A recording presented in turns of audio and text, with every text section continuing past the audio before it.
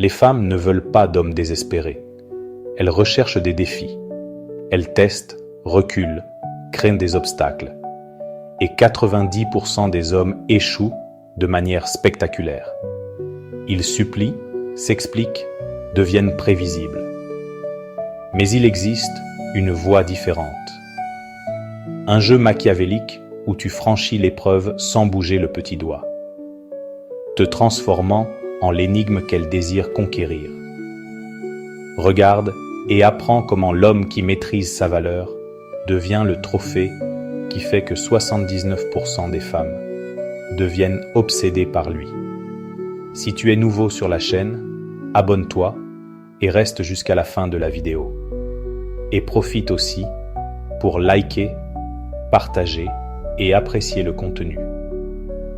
Et dans les commentaires de cette vidéo, je vous ai laissé un guide ultime sur l'art de parler aux femmes.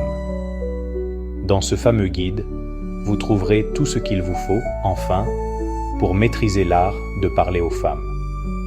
Laisse-moi te poser une question directe, mon frère. As-tu déjà remarqué que, au moment exact où elle sent qu'elle est assurée de toi, que tu es complètement disponible, prêt à tout pour la voir, l'attraction s'évapore comme de l'eau au désert? Ce n'est pas une coïncidence, c'est une stratégie. Et je ne le dis pas moi. C'est la nature même du désir féminin qui le dit. Machiavel a compris une notion fondamentale sur le pouvoir, parfaitement applicable aux relations. Celui qui le poursuit désespérément le perd. Celui qui l'affiche avec une indifférence calculée le multiplie. Cette philosophie, écrite il y a des siècles pour les princes et les gouvernants, est la clé pour comprendre pourquoi elle devient obsédée par l'homme qui n'a pas besoin d'elle. Écoute bien cela. Le désir féminin ne s'active pas par ta disponibilité, mais par l'incertitude. Il vit dans cet espace vide entre vouloir et posséder.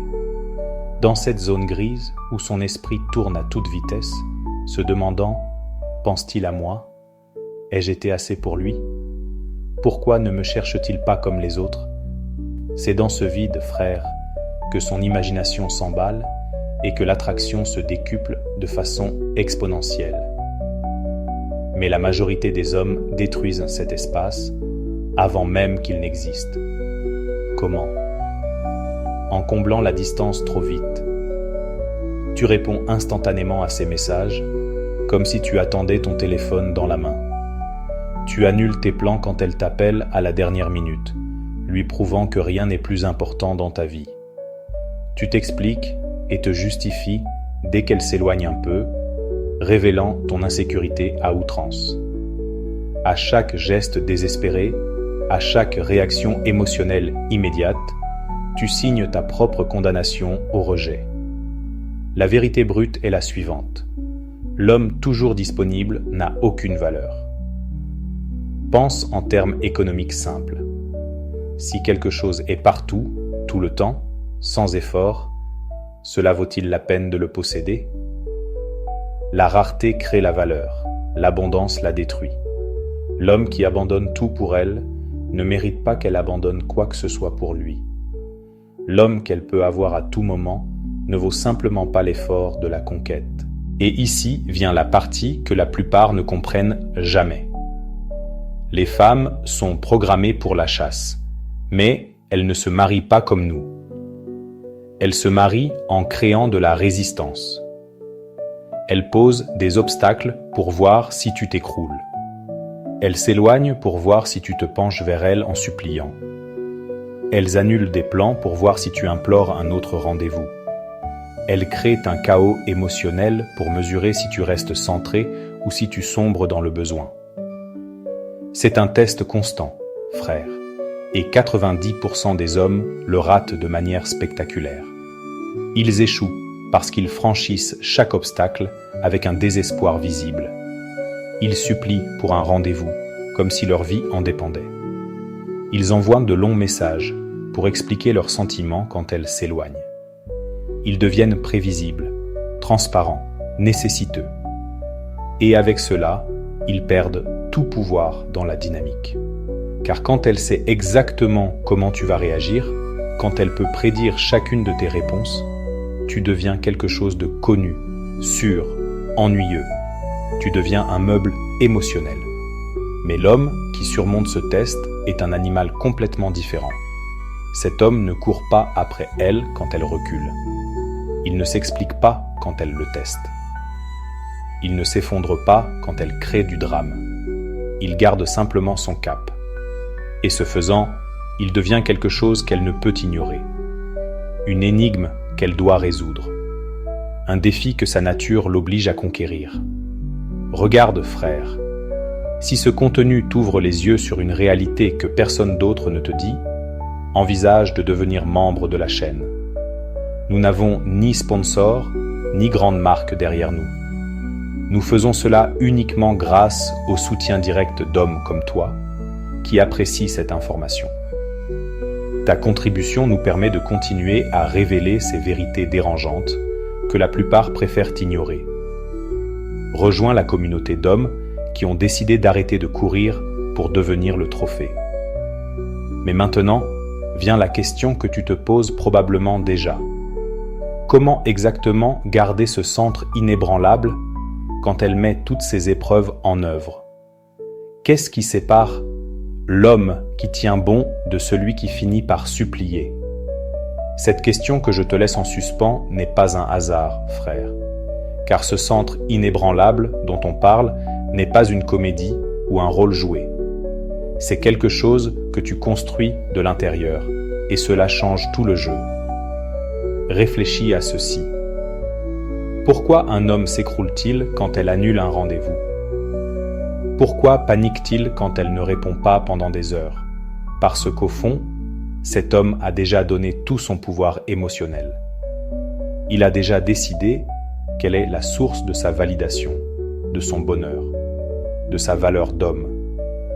Et quand tu fais cela, frère, tu as perdu avant même de commencer. Ce centre inébranlable n'est pas un truc psychologique que tu apprends dans une vidéo. C'est le résultat direct d'avoir une vie qui vaut la peine d'être vécue, avec ou sans elle. C'est se lever chaque matin en sachant que ton but, tes objectifs, tes projets et ta croissance personnelle ne dépendent pas de sa réponse. Quand tu as ça, les épreuves qu'elle te lance cessent d'être des menaces et deviennent ce qu'elles sont vraiment. De simples tests que tu passes sans effort, parce que ta stabilité n'est pas en jeu. Machiavel écrivait qu'il vaut mieux être craint qu'aimé si tu ne peux pas être les deux. Mais dans le contexte de l'attraction, la leçon est plus subtile. Il vaut mieux être respecté que nécessaire, car le respect vient de celui qui a quelque chose à perdre. Et toi, frère, tu dois être cet homme qui a tellement à perdre dans sa vie que perdre ton attention constitue vraiment une perte significative pour elle.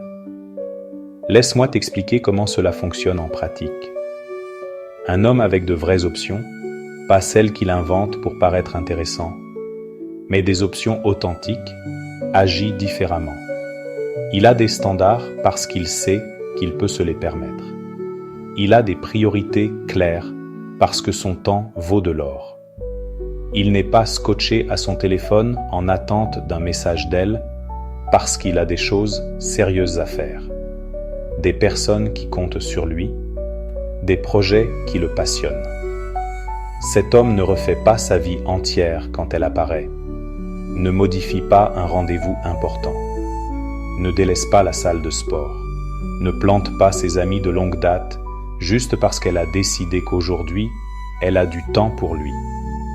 Et tu sais quel message cela envoie?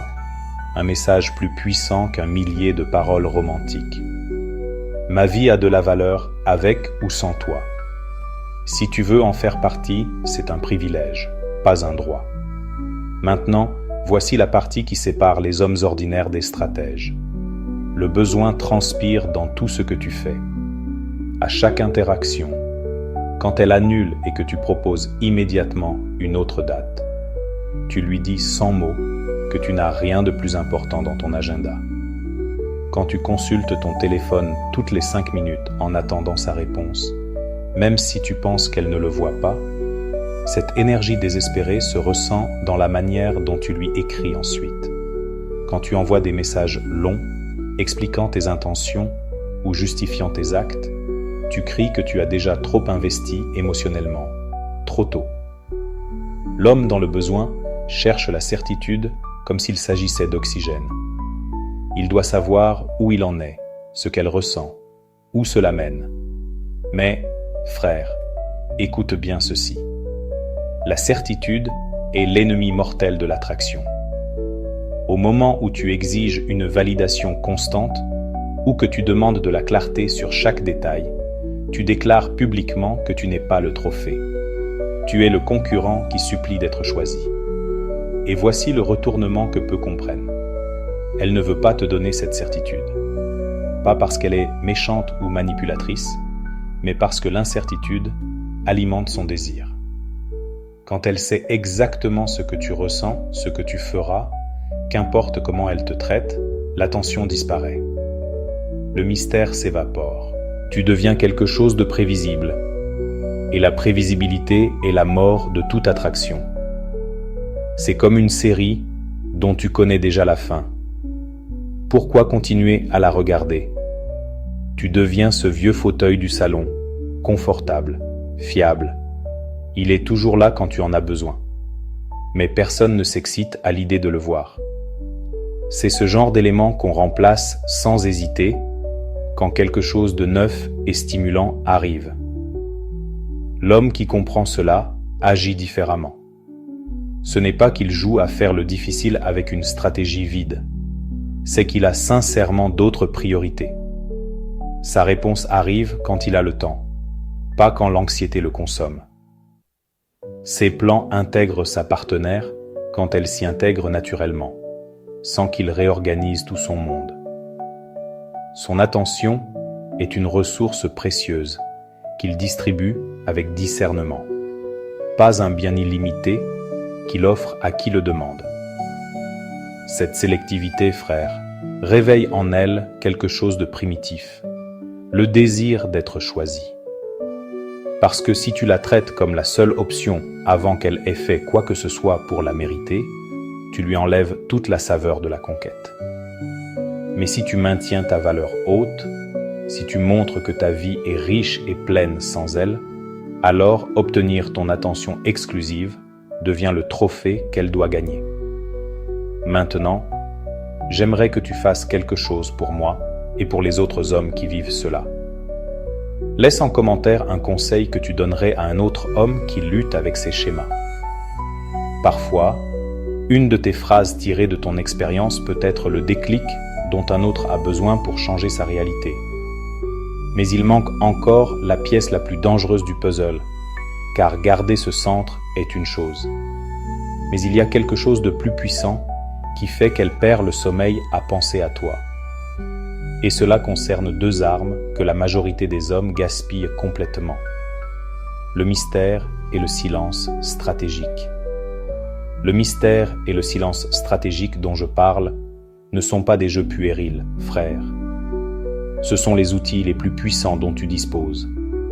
Mais la plupart les utilisent mal, sans même s'en rendre compte. Je vais être clair. Le mystère ne consiste pas à mentir ou à inventer une vie fausse. Il s'agit d'être sélectif avec la vérité. De ne pas révéler chaque détail de ta journée, chaque pensée qui te traverse l'esprit, chaque plan que tu as. La majorité des hommes commettent une erreur fatale à l'ère digitale.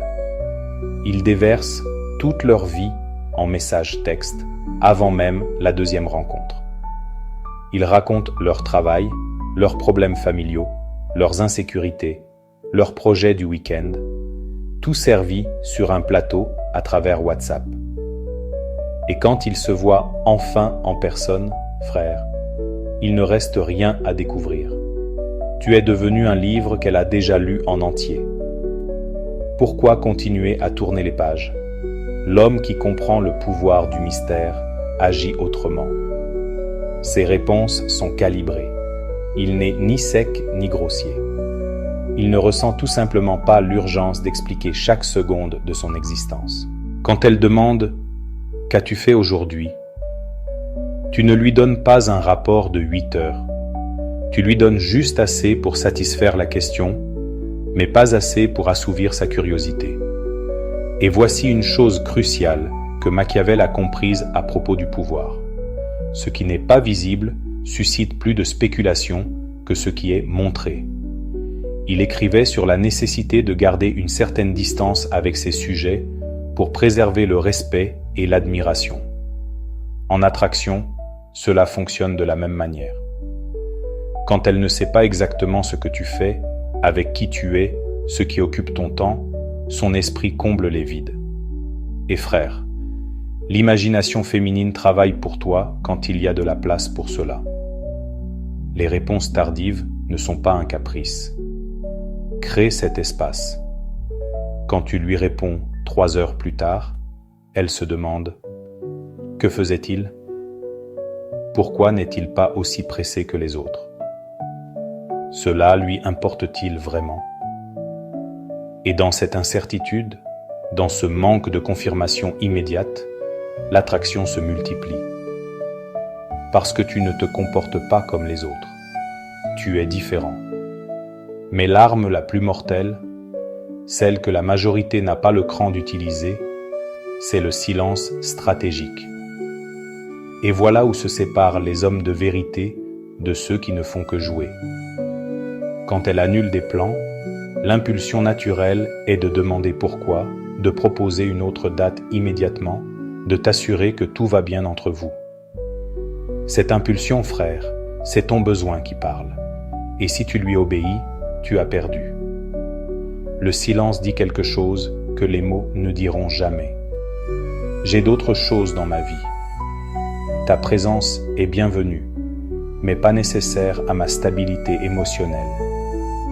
Quand elle annule, et que tu réponds simplement « je comprends », puis tu disparais pendant des jours, sans drame, sans reproche, sans chercher à reprogrammer, tu envoies un message retentissant. Tu lui montres que sa décision a de réelles conséquences. Non pas parce que tu es en colère, mais parce que ton temps et ton attention sont des ressources limitées que tu ne gaspilleras pas. J'ai vu cela fonctionner des centaines de fois. La femme qui a annulé sans beaucoup d'explications te cherche soudain 3 jours plus tard, demandant « Comment tu vas ? Ce que tu as fait ? Si ça t'a dérangé qu'elle annule ? Pourquoi ? Parce que le silence l'a déstabilisée. Elle attendait que tu réagisses, que tu insistes, que tu te plaignes. Et quand tu ne l'as pas fait, son cerveau est passé en mode alerte. Ce n'est pas comme les autres. Peut-être ai-je fait une erreur. Peut-être devrais-je faire plus d'efforts. Cela demande quelque chose que beaucoup n'ont pas, un véritable autocontrôle. Tu ne peux pas utiliser le silence si à l'intérieur de toi, tu meurs d'envie de lui écrire. Tu ne peux pas être sélectif avec l'information si tu ressens le besoin constant de validation. C'est pourquoi tout revient à ce centre inébranlable dont nous avons parlé. Si ta vie n'a pas de substance réelle, si tu n'as pas de projet qui te passionne, si tu n'as pas une mission plus grande que d'obtenir son approbation, le silence te tuera avant même d'affecter elle. Mais quand tu l'utilises depuis un lieu authentique, depuis une vie réellement occupée par des choses importantes, le silence devient un magnétisme pur. Car elle perçoit, même si elle ne le comprend pas consciemment, qu'il y a un homme ici qui ne dépend pas d'elle.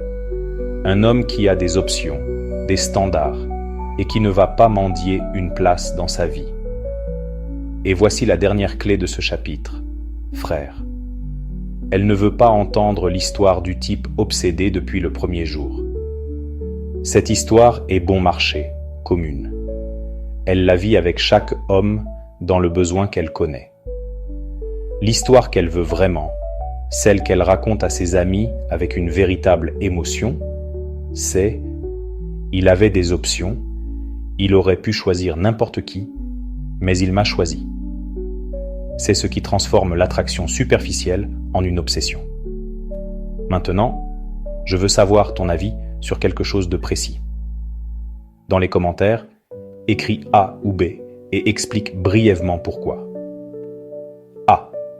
Quand elle annule des plans, est-il préférable de répondre immédiatement en proposant une autre date pour montrer un intérêt sincère? B. Quand elle annule des plans, est-il préférable de simplement dire « je comprends » et de ne rien proposer tant qu'elle ne reprend pas contact? Écris A ou B et t'as raison. Je veux voir quelle stratégie domine chez les hommes qui regardent ceci. Mais il reste encore la dernière pièce qui relie tout ça. Car une chose est de comprendre ces principes en théorie, et une autre est de les appliquer quand les émotions sont en jeu, quand elles jouent leur meilleure carte, quand tu sens que tu pourrais la perdre si tu ne réagis pas. C'est là que la plupart craquent. Et dans le prochain chapitre, je vais te montrer exactement comment tenir bon quand la pression est à son comble. Cette pression maximale dont je parle n'est pas abstraite, frère.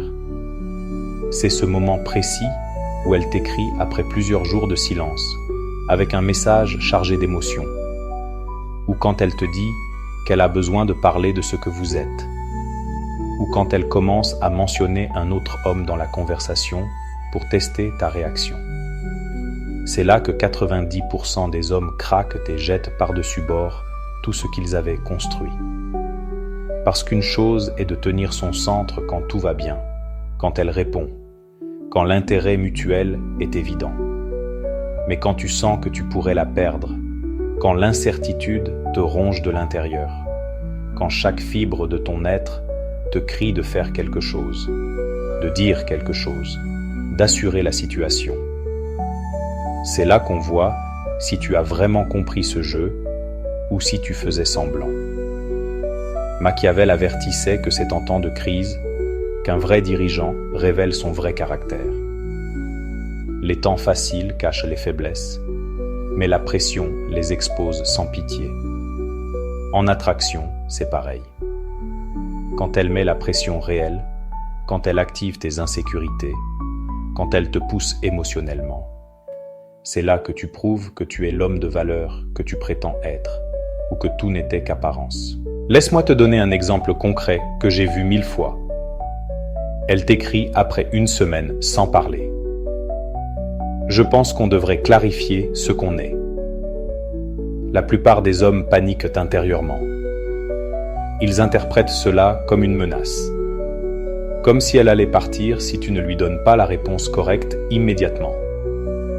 Alors, ils commencent à s'expliquer, à définir des sentiments, à s'engager sur des choses qu'ils n'ont même pas encore vécues ensemble. Mais l'homme qui garde son cadre comprend quelque chose d'essentiel.